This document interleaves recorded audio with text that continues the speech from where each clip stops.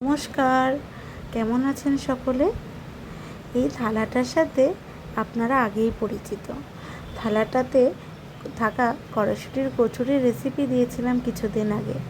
আজকে দেব এই ছোটো আলুর দমের রেসিপিটা। ছোটো আলু শীতকাল ছাড়া সাধারণত পাওয়া যায় না, তো শীতকাল আসতে এখনও বেশ দেরি আছে, কিন্তু আপনারা রেসিপিটা এখন থেকেই সেভ করে রাখুন, যাতে শীতকাল এলেই টপ করে ফেলতে পারেন। ছোটো আলুগুলো খোসা সমেত বেশ ভালো করে ধুয়ে নেবেন, কারণ আমরা খোসা সমেতই কিন্তু আলু সিটি দেবো, আর যাতে বালি না লেগে থাকে, তাহলে কিচকিচ করবে, মুখে পড়বে।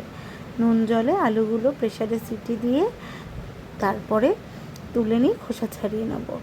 তারপরে কড়াইতে তেল দিয়ে আলুগুলো দিয়ে দেবো, সাথে নুন হলুদ দিয়ে বেশ কিছুক্ষণ ভেজে নেব। ভাজা হয়ে গেলেই কড়াইতে ওই কড়ার মধ্যে আরও কিছুটা তেল দিয়ে পাঁচফোড়ন দিয়ে দেবো। চাইলে তেজপাতা, শুকনো লঙ্কাও তেলের মধ্যে দিয়ে ভেজে নেওয়া যেতে পারে, কিন্তু সেদিন আমরা দিইনি। তারপরে পাঁচফোড়ন ভাজা হয়ে গেলেই আমাদের বাড়িতে সবসময়ের জন্য রেডি করে থাকা লঙ্কা, আদা আর জিরের যে বাটা থাকে সেটা দিয়ে দিয়েছি, আর দিয়েছি কিছুটা ধনে গুঁড়ো। তারপর সেটা হালকা ভাজা হয়ে গেলেই তার মধ্যে দিয়ে দিয়েছি টমেটো পিউরি, যেটা আলাদা করে মিক্সিতে করে নিয়েছিলাম। তার মধ্যে কিছুটা কাশ্মীরি লঙ্কা, নুন মিশিয়ে নিয়ে, হলুদ মিশিয়ে নিয়ে মশলাটা বেশ তেল ছাড়তে শুরু করলেই আলু দিয়ে ভেজে নিয়েছি। আলুগুলো ভাজার মাঝখানে আমরা ওই টুথপিক বা যদি কোনো কাবাবের কাঠি থাকে সেগুলো দিয়ে আমরা গেঁথে নিলে মশলাটা আলুর মধ্যে ঢুকে যাবে।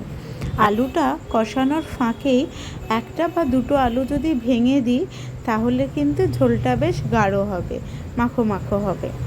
আর অল্প অল্প জল দিয়ে কিন্তু বেশ অনেকটাক্ষণ ধরে কষালে এটা আরও টেস্টি হয়।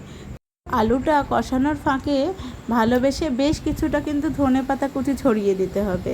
শীতকালের রান্না ধনেপাতা কুচি ছাড়া অসম্পূর্ণ যেন।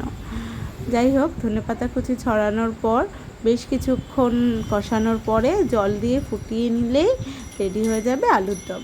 আর শেষে দিয়েছি বাড়িতে তৈরি করা বেশ কিছুটা ভাজা মশলা। শীতকাল এলেই বাড়িতে ঝটপট বানিয়ে ফেলো কিন্তু। টাটা।